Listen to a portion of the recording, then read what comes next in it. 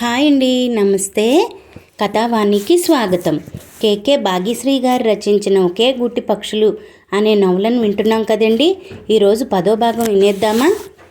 ఇప్పుడు విరజ ఊరుకునే ఉండడం లేదు. ఆమెకి వచ్చిన విద్యల్లా రుచికరంగా వండి పెట్టడం, దాన్నే ఉపాధిగా చేసుకోవాలని తలపోసిన ఆమె బాలుని మానసని సలహాగా అడిగింది. మంచి ఆలోచనే. ఇప్పుడు చదువుకున్న అమ్మాయిలు కూడా ఈ వంటను ఒక బిజినెస్గా మార్చుకొని లాభాలు ఆర్జిస్తున్నారు. అందులో వంట చేసుకోవడం రాని నాలాంటి బ్రహ్మచారిగాళ్లకు మీలాంటి అన్నపూర్ణల అవసరం ఎంతైనా ఉంది. ఆమె ఆలోచనను సమర్థించాడు బాలు. అవును, పెద్ద పెద్ద సిటీల్లో సైతం ఇది బాగా అభివృద్ధి చెందుతోంది. టిఫిన్స్, కూరలు వగైరాలు తయారు చేసి ప్యాక్ చేసి అమ్మితే బాగుంటుంది. కానీ చంటి పిల్లతో నువ్వు ఈ చాకరీ చేయగలవా లేదా అన్నది ఆలోచించుకోవాల్సిన విషయం అంది మానస.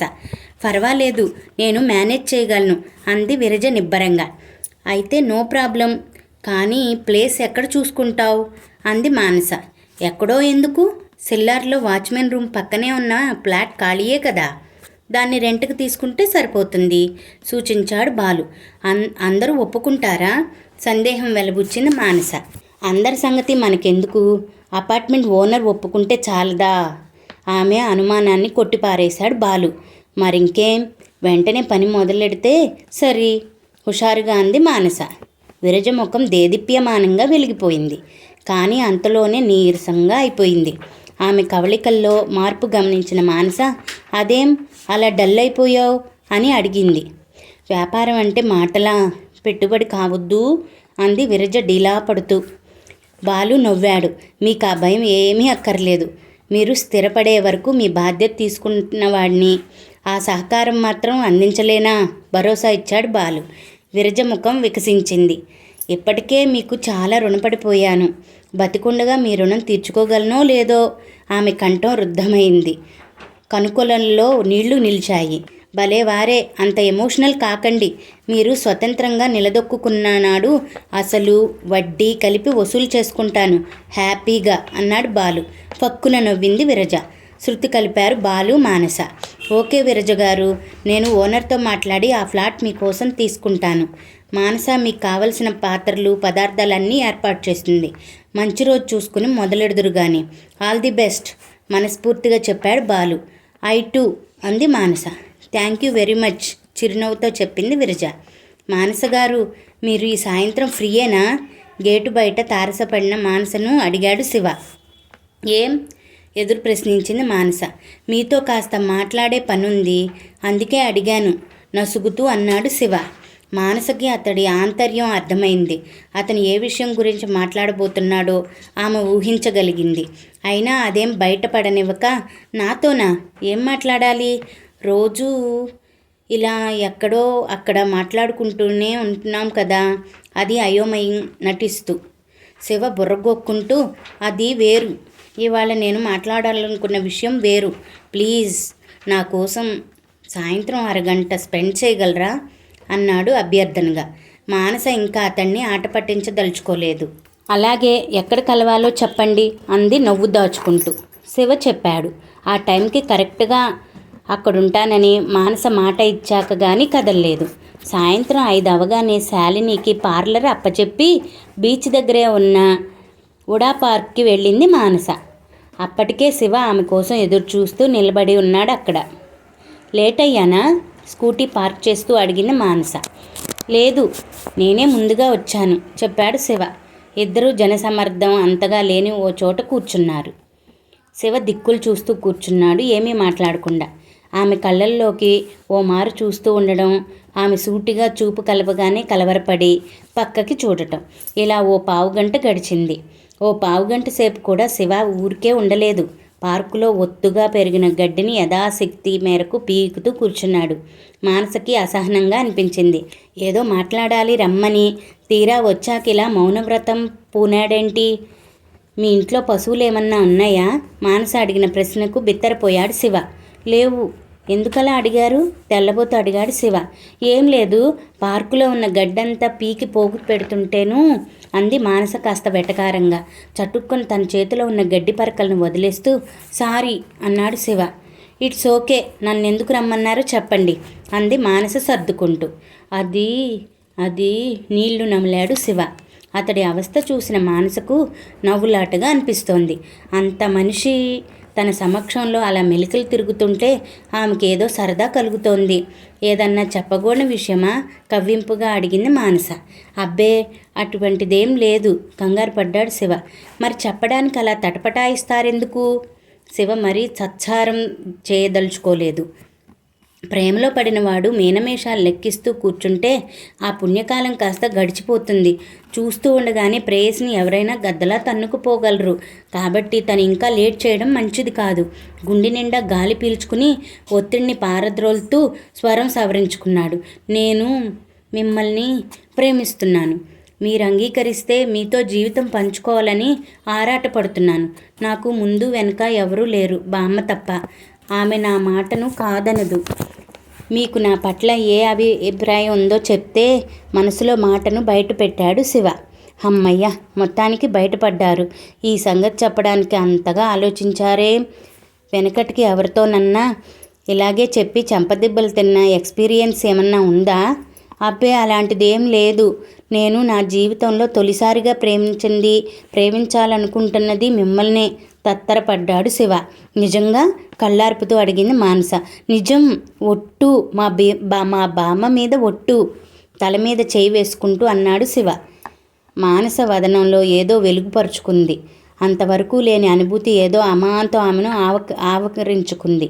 ఒక్కసారిగా తన్ను కమ్ముకున్న సిగ్గుతెరలు ఆమెను తలదించుకునేలా చేశాయి. నా ప్రశ్నకు బదులు చెప్పలేదు మీరు? శివ అడిగాడు ఆమె ముఖంలో భావాలు చదవాలని ప్రయత్నిస్తూ. అంతవరకు డేరింగ్గా మాటలు కలిపిన అమ్మాయి ఇలా సడన్గా ముడుచుకుపోయి తలదించుకుందంటే ఆ మాత్రం అర్థం చేసుకోలేరా? మానస గొంతులో అదోలాంటి మార్దవం తొంగి చూసింది. అంటే అయోమయంగా చూశాడు శివ. మీరేం మగమహారాజులండి, ఆడపిల్ల బాడీ లాంగ్వేజ్లో మార్పు కూడా కనిపెట్టలేకపోతే ఎలా? చిరుకోపంగా అంది మానస. అప్పుడు గమనించాడు శివ మానసను. సిగ్గు బరువుతో ముఖం కందిపోయింది. పెదవులు చిగురుటాకుల్లా వణుకుతున్నాయి. కళ్ళు చంచలంగా చేపపిల్లల్లా కదులుతున్నాయి. ఎద ఆవేశంతో ఎగసిపడుతోంది. అంటే మీరు నన్ను? ఆనందంతో మాటలు పెగలడం లేదు శివకు. అవునన్నట్లుగా తలాడించింది మానస. శివలో ఉత్సాహం ఒక్కసారిగా రెట్టింపైంది. అది పార్క్ అని కూడా మర్చిపోయి హుర్రే అని గట్టిగా అరిచాడు. ఏమిటా కేకలు? చూడండి, అందరూ మనల్నే చూస్తున్నారు. అతడి ఆనందానికి అడ్డుకట్ట వేయాలని ప్రయత్నించింది మానస. కానీ శివ ఆమె హెచ్చరికను పట్టించుకోలేదు. ఆమె ప్రేమను పొందగలిగానన్న ఆనందం అతన్ని భూమి మీద నిలవనీయలేదు. అది ఏ ఆనకట్టలకి లొంగేది కాదు. థ్యాంక్ యూ మానస, నువ్వు ఇంత త్వరగా నా ప్రేమను అంగీకరిస్తావనుకోలేదు అన్నాడు ఆమె చేతులు పట్టుకు ఊపేస్తూ. అంబరాన్నంటిన అతడి సంబరాన్ని మురిపెంగా చూస్తూ ఇద్దరూ బయటపడలేదు. కానీ ఈ ప్రక్రియ మన ఇద్దరిలో ఎప్పటి నుండో మొదలైంది అంది మానస చిన్నగా. అవును, నేను గమనించాను. కానీ స్నేహం ప్రేమగా రూపాంతరం చెందడాన్ని కొంతమంది అసలు తట్టుకోలేరు. నేను తొందరపడి నా ప్రేమను వెల్లడిస్తే నువ్వు అపార్థం చేసుకుంటావని, మన మధ్య స్నేహం చెడిపోతుందని భయపడ్డాను ఆరాధనగా అన్నాడు శివ. నిజమేనన్నట్లుగా తలూపింది మానస. అతడన్నది నిజమే. ఇదే మాట బాలు చెప్తే తను భరించలేకపోయేది. ఎందుకంటే బాలు ప్రవర్తనలో ఆత్మీయత, అనురాగం తప్ప ఇలాంటి అవ్యక్త భావం ఎప్పుడూ కనబడలేదు. కానీ శివ అలా కాదు. అతన్ని చూడగానే అతడి కళ్ళల్లో మెరిసే ఇష్టం, వదనంలో ప్రతిఫలించే ఆరాధన, ఇవన్నీ తన పట్ల అతడి గల ప్రేమను పట్టించాయి.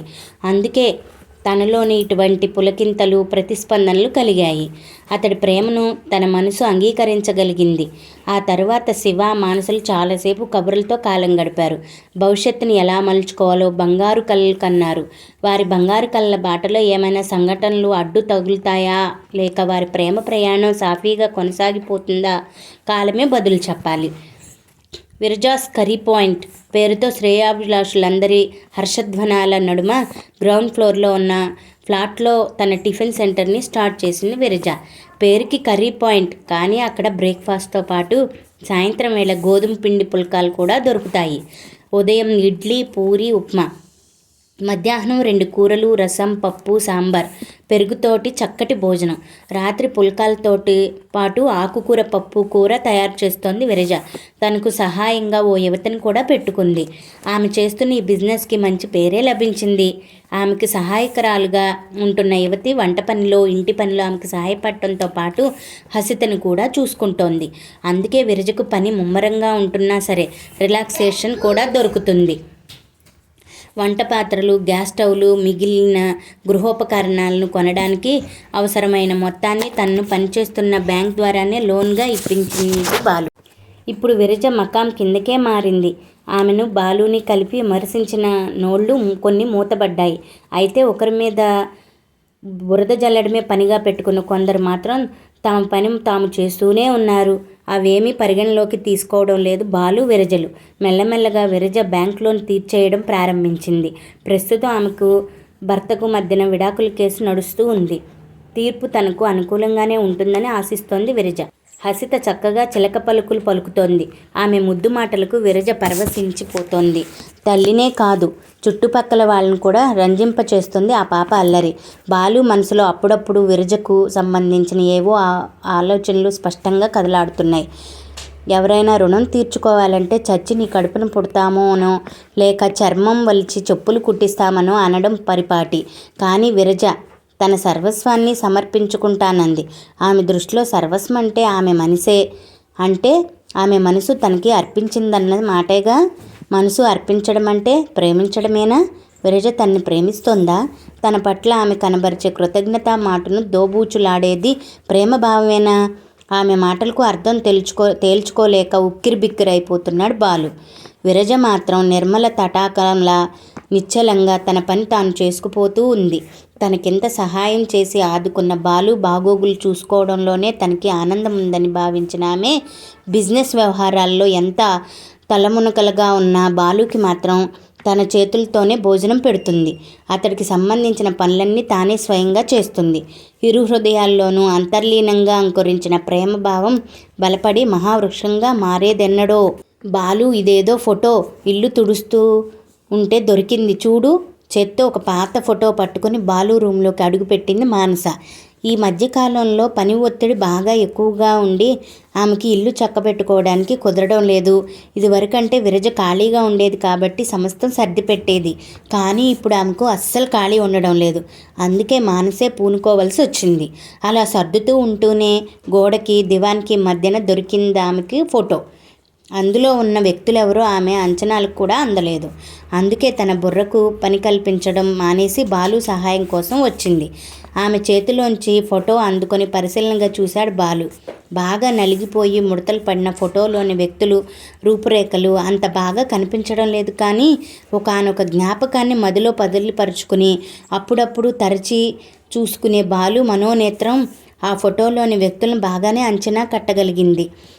మనసులో ఉన్న ఆ జ్ఞాపకం కదిలి కన్నుల ముందు సాక్షాత్కరించినట్లయింది. ఇది నీకెక్కడిది? ఉద్వేగంగా మానసను పట్టి కుదిపేశాడు బాలు. మానస విచిత్రంగా చూస్తూ, ఏమో, ఇది నాది కాదు. మా ఇంట్లోకి ఎలా వచ్చిందో తెలియదు. ఒకవేళ ఇది విరజదేమో అంది ఆలోచిస్తూ. అడిగి చూసావా? బాలులో అంత ఉద్విగ్నతను మానస ఇదివరకెన్నడూ చూడలేదు. లేదు, ఇప్పుడే అడుగొస్తా. మానస వెళ్ళి 5 నిమిషాల్లో తిరిగి వచ్చింది. విరజది కూడా కాదట.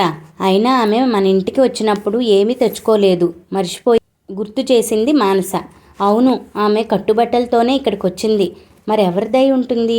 చికాగ్గా కణతలు రుద్దుకున్నాడు బాలు.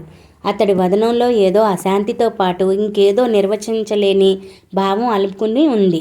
మానస ఏదో యోచిస్తూ నిలబడిపోయింది కాసేపు. ఆ మధ్య మన ఇంటికి రాకేందు వదన వచ్చెళ్ళింది. ఒకవేళ తను కాని పారేసుకుందేమో అంది ఏదో జ్ఞప్తికి వచ్చినట్లుగా. ఆ పాతబడిన ఫోటో ఎవరిదో తెలుసుకోవడం కోసం బాలు అంతగా ఎందుకు ఆరాటపడుతున్నాడో ఆమె ఊహకు అందడం లేదు. సంథింగ్ స్పెషల్ ఏదో ఉంది. అందుకే బాలులో అంత ఎగ్జైట్మెంట్ తనలో తానే తలిసిపోయింది. మను, ప్లీజ్ ఒక్కసారి ఇందుకి ఫోన్ చేసి ఆ ఫోటో తనదేనేమో కాస్త కనుక్కోవా ప్లీజ్ ప్రాధేయపడినట్లుగా అడగసాగాడు బాలు. ఓకే, నువ్వు ముందు రిలాక్స్ అవ్వు. నేను ఈలోపు మాట్లాడొస్తాను. బాలు సెల్ తీసుకుని కారిడార్లోకి వెళ్ళింది మానస. ఎందుకంటే ఇంట్లోకి సిగ్నల్స్ అంత బాగా రావు. ఈలోపు బాలు అసహనంగా తలలోకి వేళ్ళు పోనిచ్చి జుట్టు పీక్కున్నాడు చిన్నగా. మరి 5 నిమిషాల తర్వాత మానస తిరిగి వచ్చింది. ఏమైంది? ఆతృతగా ప్రశ్నించాడు బాలు. ఇందుతో మాట్లాడాను. ఆ ఫోటో ఆమెదేనట.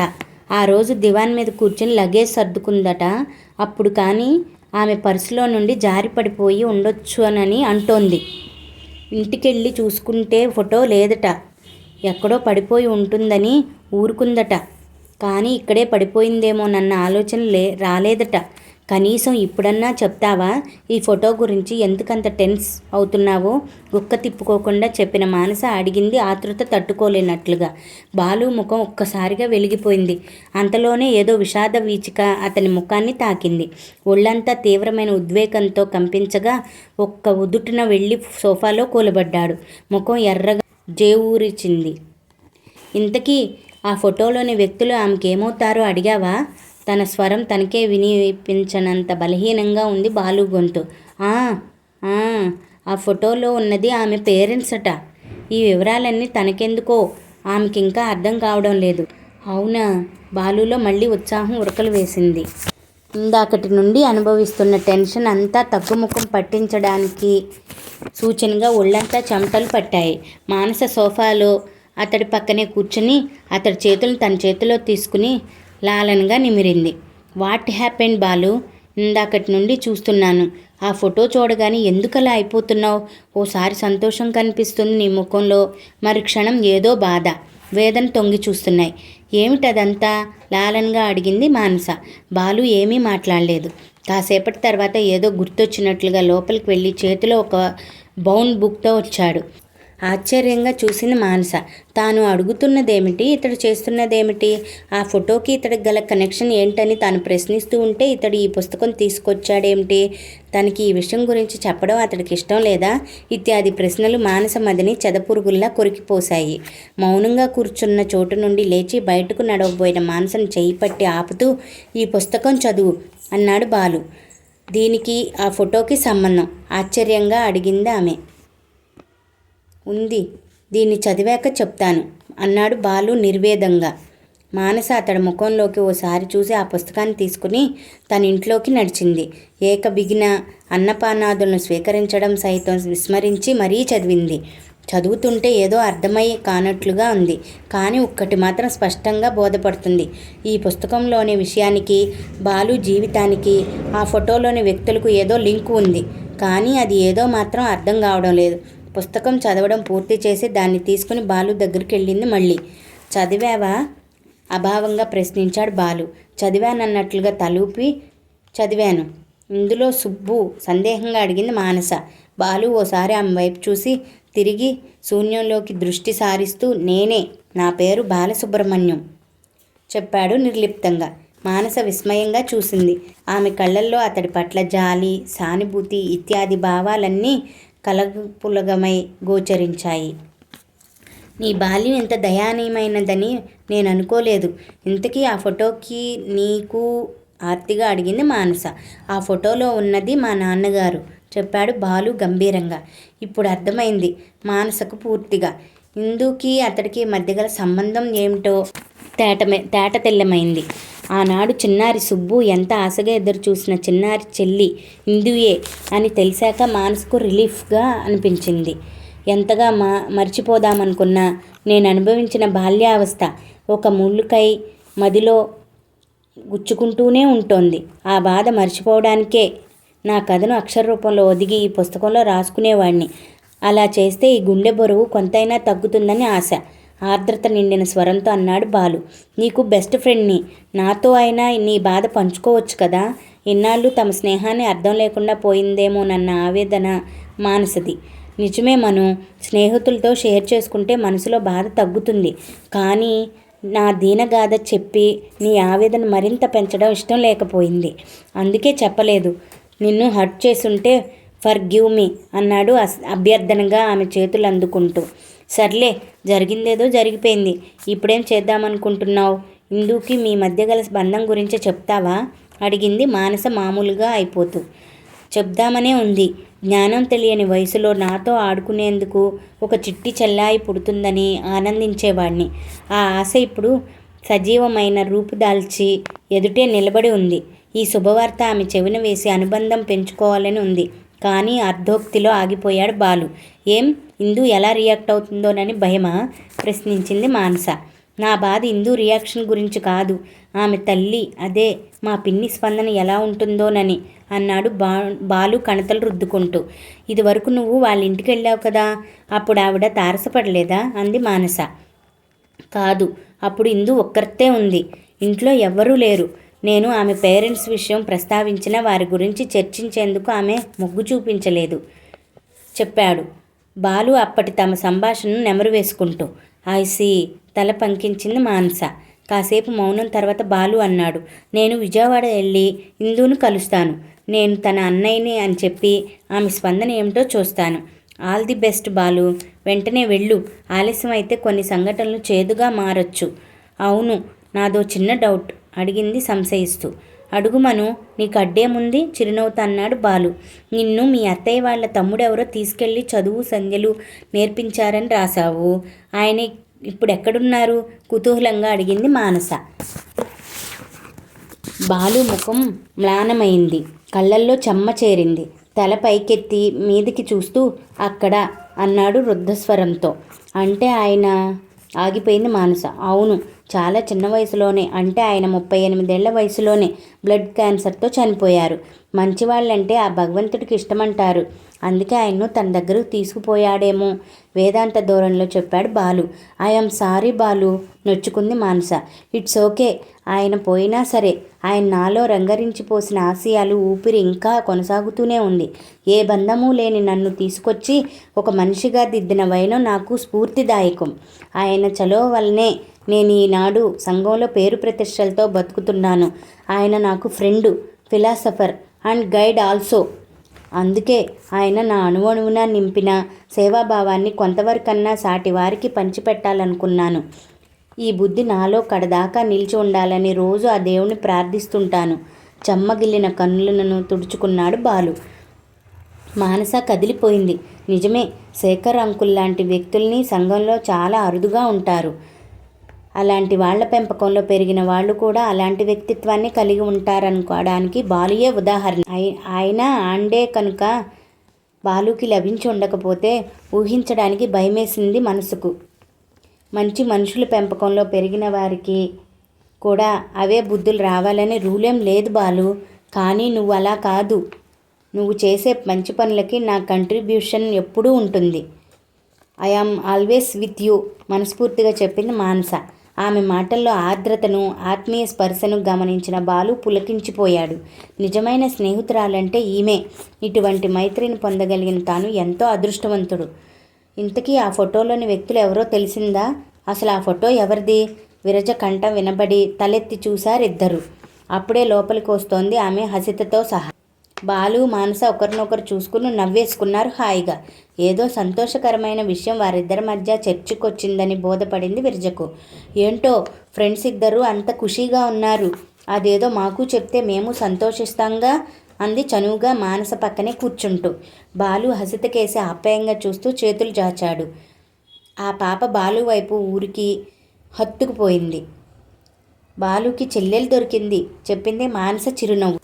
అంటే ఆశ్చర్యంగా చూసింది విరజ. చెప్పడం మొదలెట్టింది మానస. 10వ భాగం ఇంతటితో సమాప్తమండి. మిగతా నవలను రేపటి భాగంలో తెలుసుకుందామా? Thank you for watching.